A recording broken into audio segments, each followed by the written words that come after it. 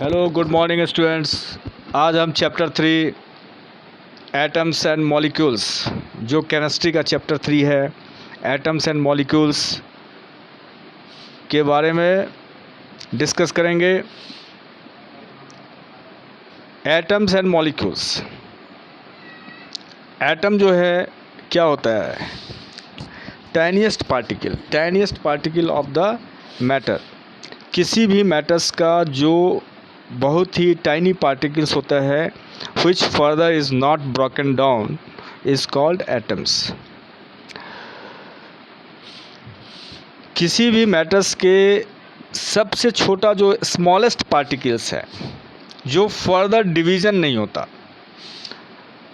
Further जो है division possible नहीं है, उसे हम एटम कहते हैं।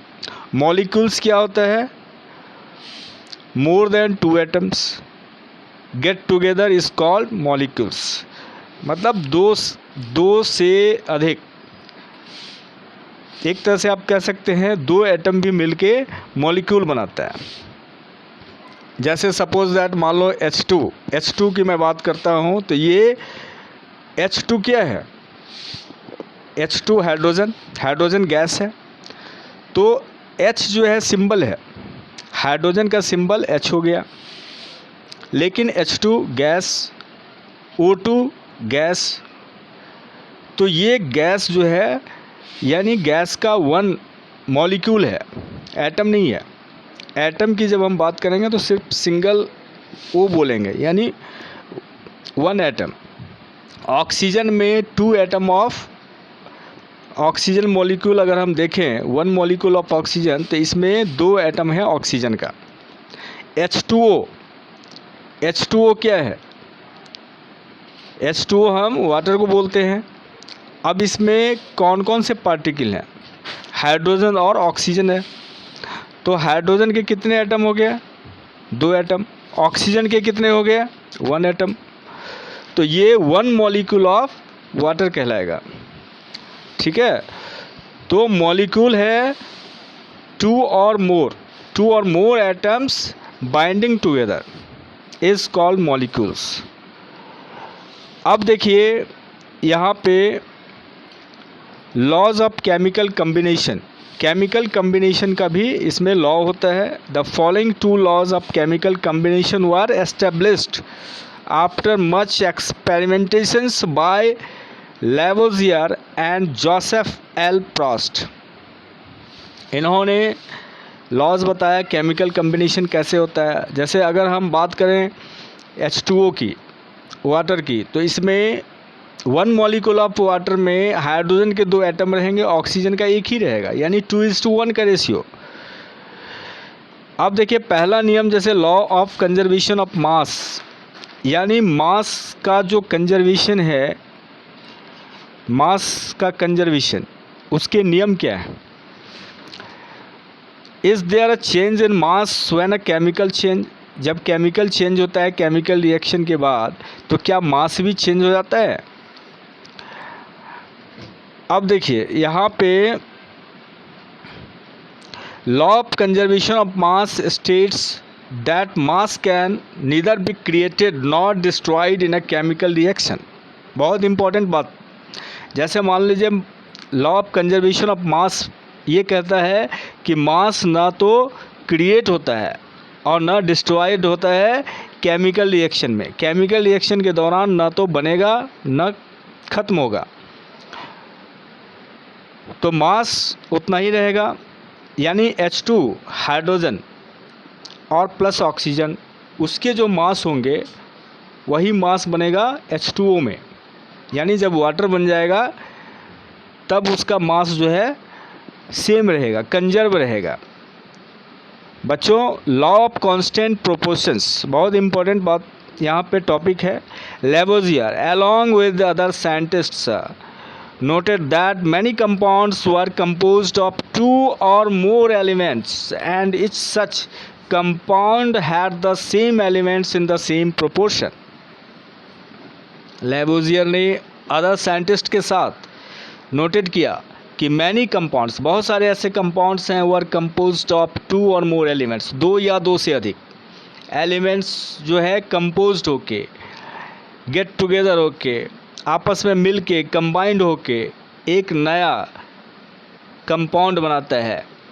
Had the same element in the same proportion, उसमें सेम एलिमेंट रहेगा सेम प्रोपोर्शंस में, irrespective of where the compound came from और हु प्रिपेयर्ड इट, ये कहाँ से आता है, कैसे प्रिपेयर्ड होता है, इसके बारे में।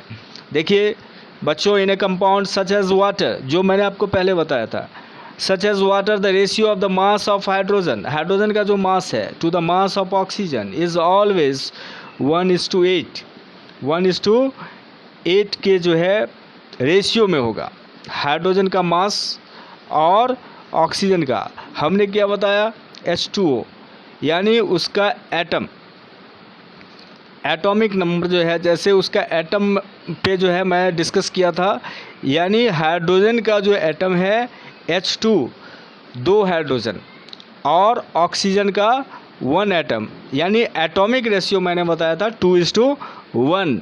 लेकिन यहाँ पे मास की जब बात आएगी तो हाइड्रोजन का मास होता है 1, एटॉमिक नंबर होता है 1। ऑक्सीजन का जो है आपको एटॉमिक नंबर कितना होता है, 8 होता है ना, और मास जो है कितना होगा, मास हो जाएगा करीब डबल, ट्वाइस, यानी 16।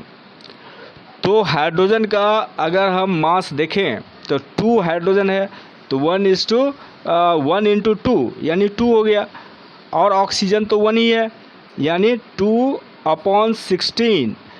ठीक है, जब ये डिवाइड हो जाएगा तो ये हो जाएगा 2 से जैसे डिवाइड कर दिए तो 1:8 यानी 1/8, इसके रेशियो में ये हमेशा रहेगा।